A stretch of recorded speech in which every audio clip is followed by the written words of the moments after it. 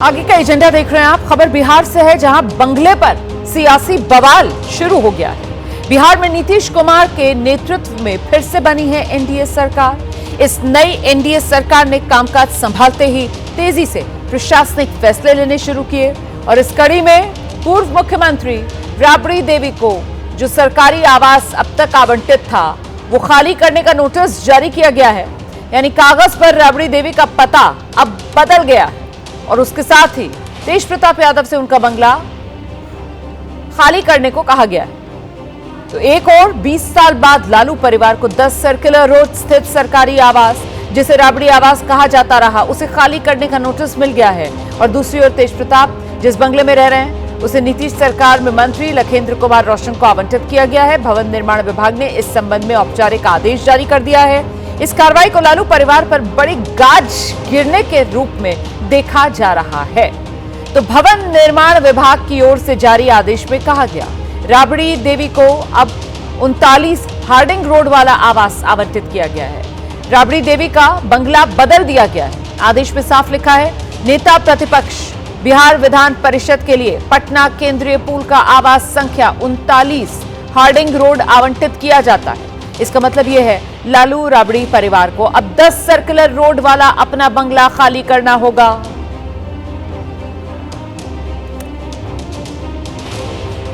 तो लालू परिवार पर यह बंगले वाली गाज सिर्फ राबड़ी देवी तक सीमित नहीं है। लालू प्रसाद यादव के बड़े बेटे तेज प्रताप यादव से उनका सरकारी आवास वापस लिया गया है। तेज प्रताप यादव जिस 26 एमस्ट्रांड रोड वाले बंगले में रह रहे हैं, अब बीजेपी कोटे से नीतीश सरकार में मंत्री बने लखेंद्र कुमार रोशन को आवंटित किया गया है। सीधे आपको लेकर चलेंगे, हमारे साथ हमारे सहयोगी आर्यन आनंद इस वक्त मौजूद है। जरा आर्यन से ही जानते हैं। आर्यन बताइए जरा, बिहार विधानसभा चुनाव हो गए, नतीजे आ गए, नई एनडीए सरकार बन गई और अब नई सरकार बनते साथ ही प्रशासनिक फैसले, बंगलों को लेकर सियासत का ये नया दौर है जो पटना में शुरू हो रहा है। अब आर्यन देखिए, निश्चित तौर पर कई जो नए मंत्री बने हैं इस बार बिहार में, भारतीय जनता पार्टी के कोटे से हों या फिर लोजपा रामविलास के कोटे से, और जो बंगला का लड़ाई है वो कमोबेश इसी को लेकर है कि नए मंत्रियों को जल्द से जल्द एडजस्ट किया जाए। और देखिए, जिस तरीके से कल जो भवन निर्माण विभाग की तरफ से नोटिस निकलकर सामने आया कि 10 सर्कुलर रोड जो राबड़ी देवी का आवास है उसे खाली किया जाएगा, तो ये कहीं ना कहीं पूरे बिहार में सियासी माहौल को उबाल देता नजर आया, क्योंकि ये वो आवास है जहां पूरे बिहार की राजनीति केंद्रित रहती है। एक तरफ मुख्यमंत्री नीतीश कुमार का आवास है और ठीक बगल में पूर्व मुख्यमंत्री राबड़ी देवी का। और कल जब भवन निर्माण विभाग ने अपना नोटिस जारी किया, उसमें उन्होंने साफ कहा कि आपको बतौर बिहार विधान परिषद के नेता विरोधी दल के तहत जो पूल निगम के तहत जो आवास आवंटित है वो किया जा रहा है और 20 साल से जिस 10 सर्कुलर रोड में राबड़ी देवी रह रही थी, इस आवास को खाली करना होगा। और इसको लेकर तरह तरह की जो प्रतिक्रियाएं हैं वो राजनीतिक तौर पर भी देखी गई। रोहिणी आचार्य ने तो सीधा कह दिया कि भाई, हमारे पिताजी गरीबों के मसीहा हैं, आप उन्हें घर से निकाल सकते हैं लेकिन गरीबों के दिल से नहीं। और भारतीय जनता पार्टी ने स्पष्ट कहा कि जो प्रोटोकॉल राबड़ी देवी फॉलो कर रही है उस प्रोटोकॉल के तहत बंगला उन्हें पहले ही खाली कर देना चाहिए था। तो अब जो नया ठिकाना पूरे लालू परिवार का होगा, क्योंकि इसी सर्कुलर रोड में लालू यादव रहते हैं, राबड़ी देवी रहती है। तेजस्वी यादव को वन पोलो रोड नेता प्रतिपक्ष तेजस्वी यादव के तौर पर आवंटित किया गया, फिर भी तेजस्वी यादव यहीं रहते हैं। पूरी जो रणनीति राष्ट्रीय जनता दल की होती है वो 10 सर्कुलर रोड में बनती है,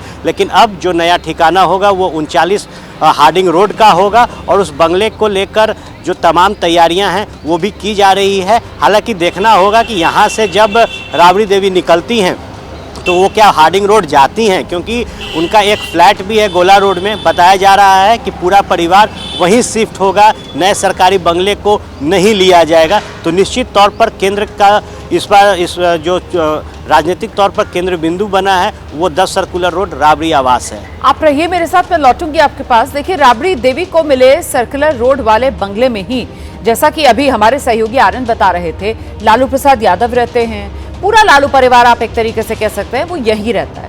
तेजस्वी यादव भी अपने परिवार के साथ यहीं रहते हैं। अभी पूरे चुनाव में ये वाला ही बंगला था जो विपक्ष की सियासत का केंद्र बना हुआ था, 10 सर्कुलर रोड वाला घर। तो राबड़ी देवी को ये जो बंगला है वो 2005 में तब आवंटित हुआ जब नीतीश को सत्ता मिली। इसी घर में लालू परिवार की कई कड़वी यादें भी जुड़ी हुई हैं। तेज प्रताप यादव की पत्नी ऐश्वर्या इसी बंगले से रोती हुई बाहर निकल गई थी। तेज प्रताप यादव को लालू ने इसी घर से बेदखल किया और अभी नतीजों के अगले दिन इसी घर से रोती हुई बेटी रोहिणी भी बाहर निकली थी।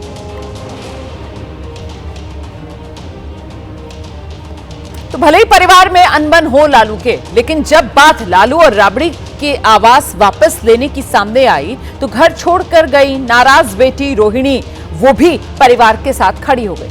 नीतीश कुमार पर भड़क गई। लालू राबड़ी से 10 सर्कुलर रोड वाला सरकारी आवास वापस लिए जाने को लेकर रोहिणी आचार्य ने सोशल मीडिया पर एक पोस्ट की और अपनी भड़ास निकाली है। रोहिणी आचार्य ने लिखा, सुशासन बाबू का विकास मॉडल।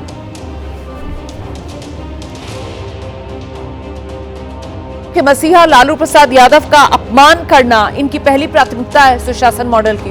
घर से तो निकाल देंगे, बिहार की जनता के दिल से कैसे निकालेंगे? सेहत नहीं तो कम से कम लालू जी के राजनीतिक कद का ही सम्मान रख लेते नीतीश कुमार।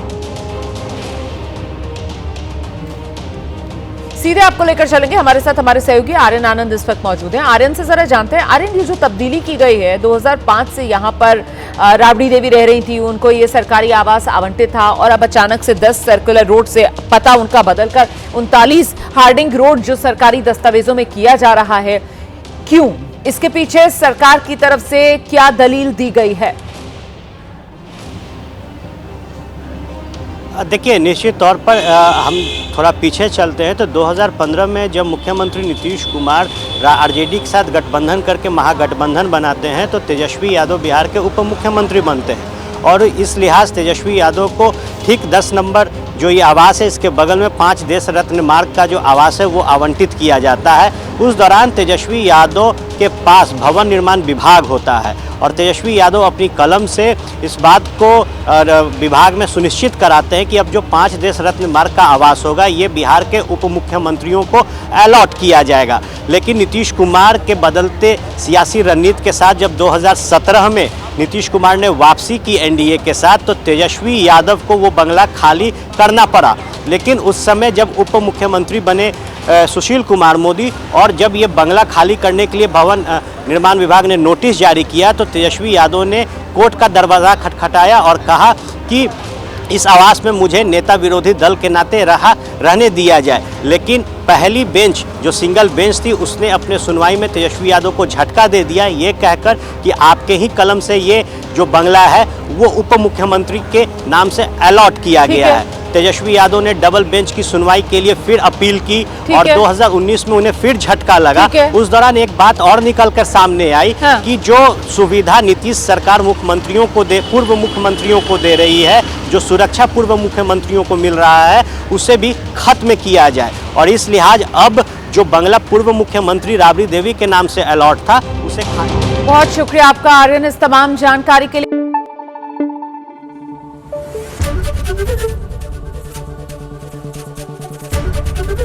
एबीपी न्यूज आपको रखे आगे।